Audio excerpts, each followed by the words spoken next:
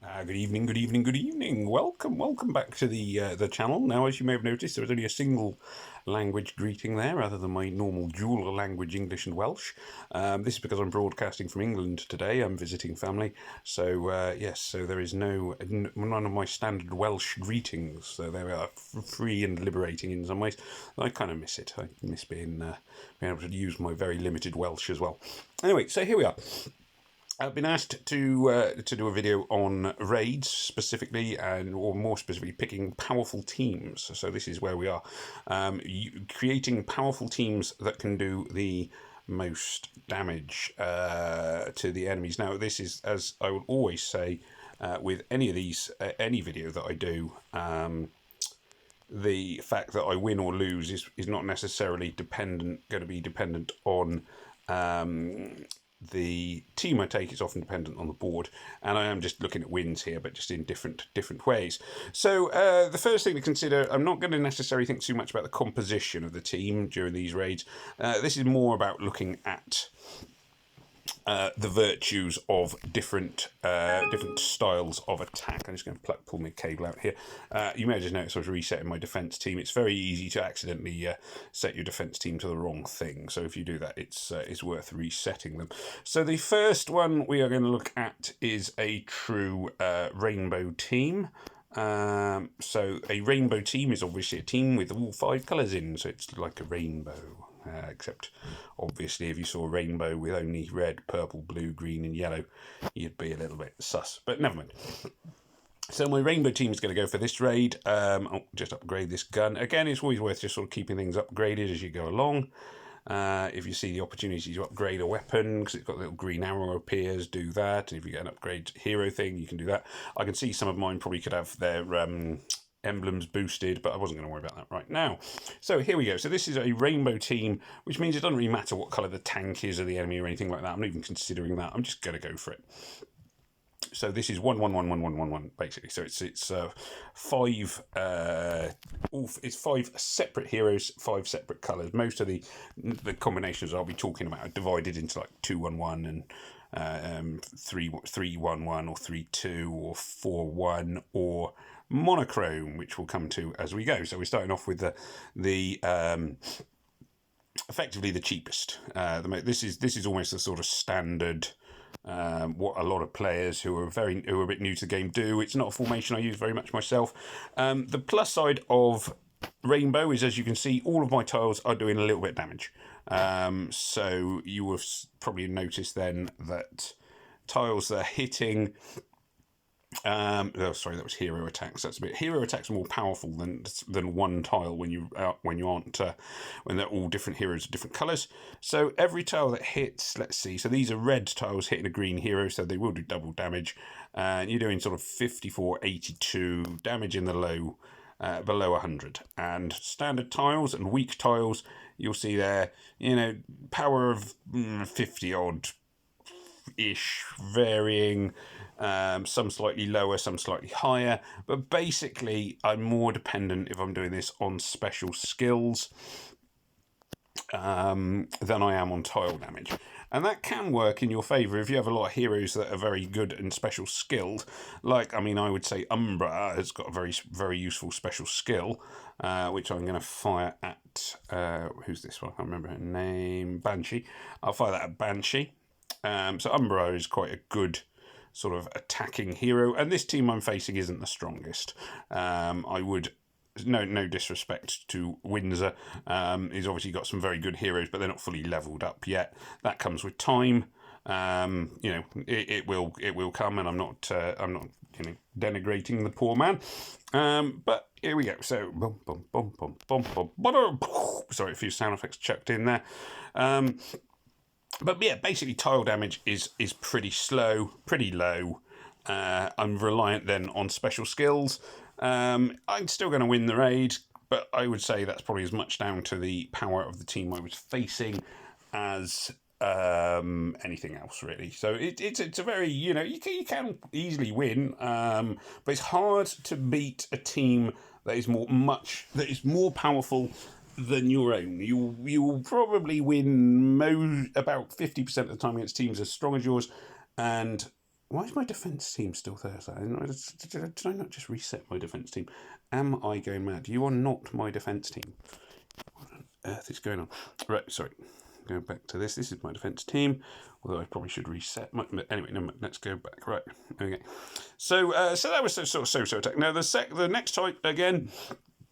I'm looking at teams that are not quite as that are not like super strong or don't have the heroes I have. It's because I haven't done a raid for a short time. This is 2-1-1-1-1-1-1. 2-1-1-1-1. 2-1-1-1. So it's basically 2 of one colour and 1 of another, 1 of each of the others with 1 dropped. Now the one I've dropped is the yellow because that would be weakest against the other yellow.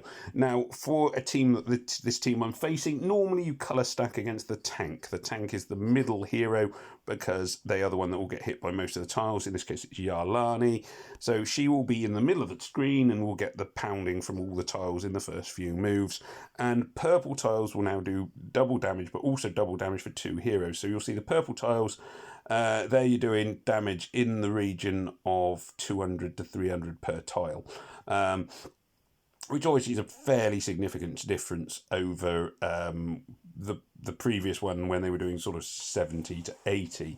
So, you know, the damage done by purple tiles hitting a yellow hero has increased dramatically. You'll also see that the deep purple tiles doing sort of 100 to between, around 150 damage to other, reasonable colour targets, and that's without any buffs applied or anything like that. So buffs, but see now it wouldn't be fair to look at them now because there's a buff applied boosting my attack and so on and so forth. So there's lots of factors come into play. There are an awful lot of factors that can come into play.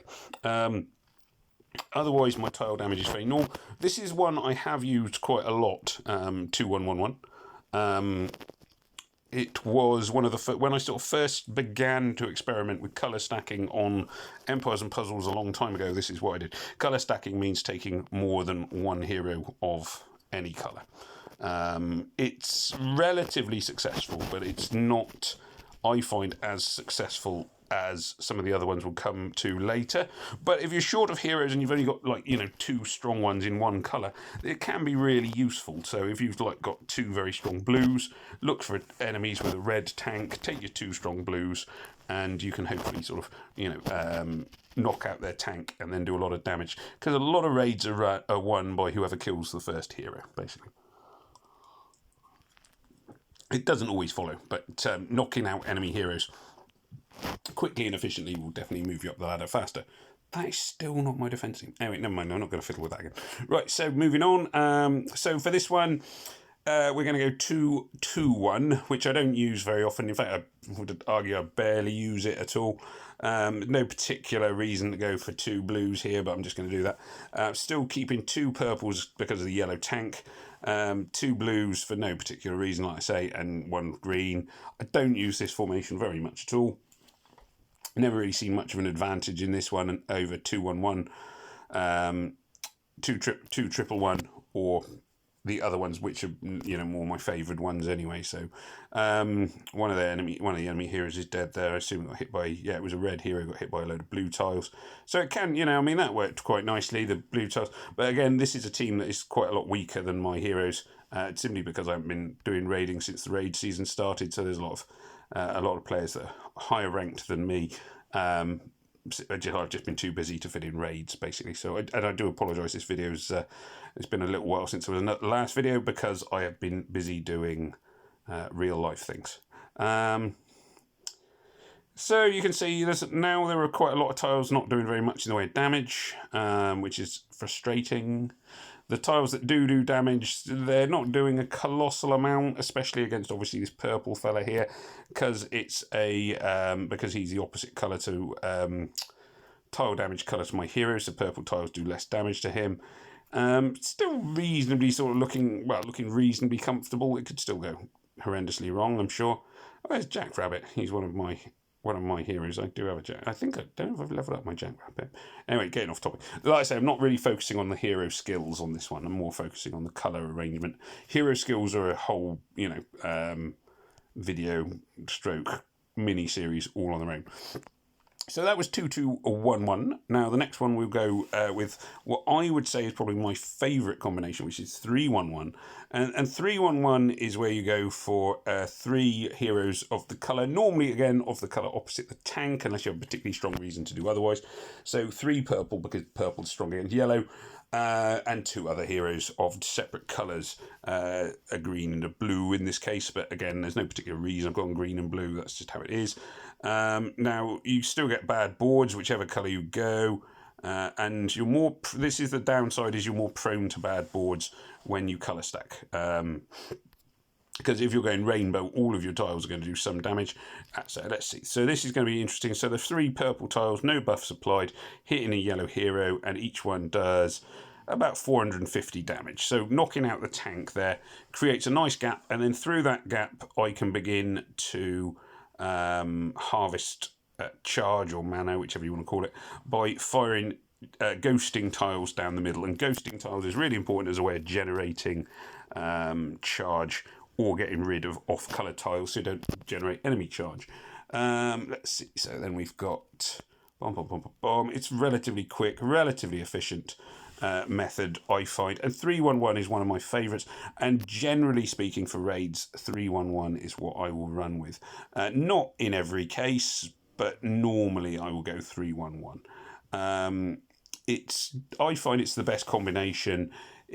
The best combination of powerful tiles and still having a little bit of versatility in the fact that you're not just relying completely on one colour. You have 3 colours, albeit only really one of them is doing much damage in terms of tiles, and the other ones are sort of more boosters. Anyway, so it tends to be your 3 attackers are one colour and your boosters and healers or whatever are the other colours. Anyway, sorry, I'm getting waffly there. So that's 3-1-1. The other one you can also do here is 3-2. So for 3-2, I would go with, for this one, again, I normally colour stack against the tank.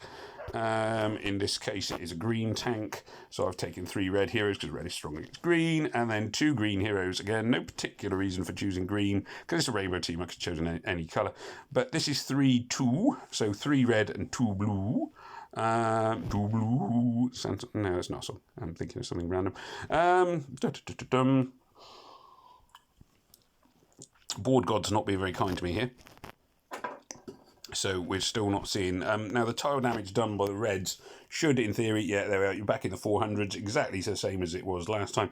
The greens now will do more damage.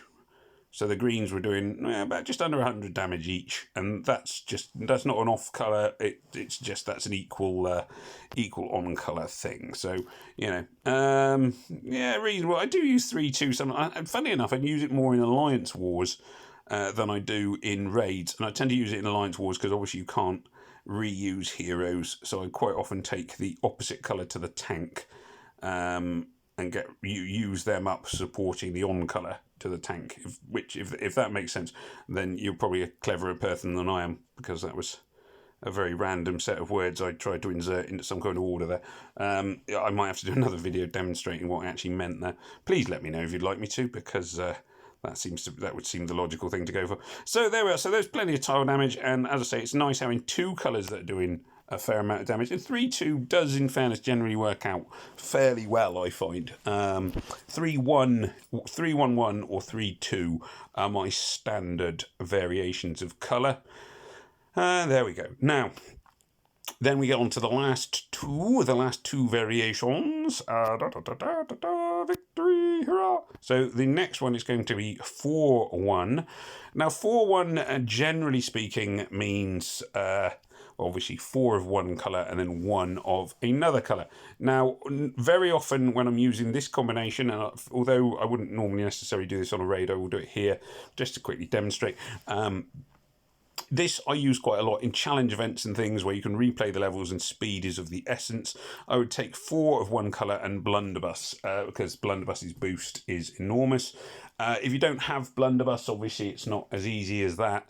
I was very, very lucky to get her from a single summons. She may as well have the best gun that I can offer. Oh, I got another gun I can upgrade there, I can see. So let's just quickly upgrade this gun whilst I'm here. like I say, it's worth just trying to keep on top of basic weapon management and such. There we go. So yeah, I take Blunderbuss for the enormous booster they do, and then 4 of another colour. If the board goes with you, this is an incredibly fast combination, or can be an incredibly fast combination, I should say. If the board is not with you, then it is very painful. So we'll see how much tile damage each green tile does, because I can fire 3 greens into this blue hero, the blue tank in the middle. So, boom, 500-ish damage. So you can see 6 tiles and she is gone, which is obviously creates a nice hole in the middle for ghosting and so on and so forth. Green heroes, obviously, if you get your charge up, your heroes get charged. That's 2 dead, looking relatively comfortable here, isn't it? Boom, boom, boom, boom, boom, boom. Okay, there we are. Nice gap cleared there. Now I think I should be able to just demonstrate. Now this is actually going to be green tiles hitting a red hero, which is kind of the opposite, but with numerous buffs applied. So I've got a plus attack, a bonus to attack, and Blunderbuss's increase, which can include chances to miss. So let's see what damage the 3 green tiles on the right hand side of the screen. Only 2 of them are going to hit. It is Haruto, isn't it? Yeah, 2 of them are going to hit Haruto. Let's see if they do any damage. 426, even though it was weak. So that gives you some idea of quite how powerful Blunderbuss can be. 426 is a lot of damage for one hero to take. That guy keeps coming back to life. He did that last game as well. Anyway, there we are, never mind. And then, obviously, I'm very lucky to have the talented and massively armour-fisted Emma to punch her way through with her pistols at the end, which sounds very erotic in some ways. But there we are, let's not dwell on that. So that's 4 and 1, 4-1, and that just leaves us, obviously, with the last one, which is going to be Monochrome. Now, Monochrome is undeniably risky. It can pay off. It can pay dividends. Basically, if you get the right screen, Monochrome will let you beat almost anyone. It allows you to punch massively above your weight if you get the perfect screen. If you get a bad screen, Monochrome is hopeless. It's as simple as that. Use refill. And here we go. Hello, Sam. You okay? Just quickly doing a video, my love. So, Daddy versus... I'm Daddy. So you'll see the blue tiles do a huge amount of damage. 543 just from one tile hitting Haruto there. But the obvious downside to Monochrome is you'll see that all the rest of my tiles... Garbage RNG, sorry. What's called what? Garbage RNG. What's garbage RNG? Random number generator. Oh, okay. Oh, okay. There we are. So, see, I'm learning computer talk. So if you get a good board, your blue tiles do a ton of damage. If you get a bad board, then everything sucks. I wouldn't say this is a good board or a bad board. It's just sort of could go either way at the minute. But because I'm totally reliant, you can get a blue diamond. I know. So. Oh, it's blue grenade in this game. Yeah. Because I know that you've put me off my train of thought now, child. What was I saying? I was saying something useful for the viewers. Can you remember? Why would you blow that up? You had like no blue tiles. There were still some blue tiles there. There's like 5. There were a few. Stop criticising. Yeah, I'm not a critic. There was like 5 that actually hit them. Yeah, but that's not my fault. It still generated lots of charge, didn't it? And they're green, so as well, it doesn't matter they didn't hit him. Anyway, sorry, everyone's a critic. All right. Mm-hmm. So we're all critical of each other. But it's okay. We all have stuff to learn, and Sam has taught me random number generator stuff today, which I never knew. So there you go. So the blue tiles do a lot of damage, and that's a good thing. This one has turned out all right, but if you get a screen where there are no blue tiles, then you will pay the price by being defeated, and that is almost guaranteed. With Monochrome, you can beat almost anyone or be beaten by almost anyone, so it's probably the most risky strategy. But if you're trying to take on a team which is significantly more powerful than yours, I would say it is your best chance of claiming a victory out of nowhere. So there we are. So I hope there was something useful in there. please do remember to like, share, comment, and subscribe. What are you doing? What are you doing, Sam? Look, I did 2 zombie summons. I only got rubbish, so nothing there.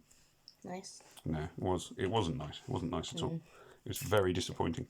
Let's get rid of that. So yes, thank you for watching. Do remember, please remember to like, share, comment, and subscribe. I'm now up to 1,000 subscribers, which is pretty cool. And I will be, well, I have applied to monetize the channel, so soon I will be rich. Rich, I tell you, rich beyond my wildest dreams. What do you reckon? Am I going to be rich? Why are you not saying anything? Can you not? You're not keeping a straight face. Like you said, you could be rich in your dreams. Oh, I see. Thank you, Sam. Anyway, there we go. So, thank you for watching. It just remains for me to say, may death come swiftly to your enemies. Take care of yourselves. All the best. This is Farmer Ben, wishing everybody a good day and saying goodbye.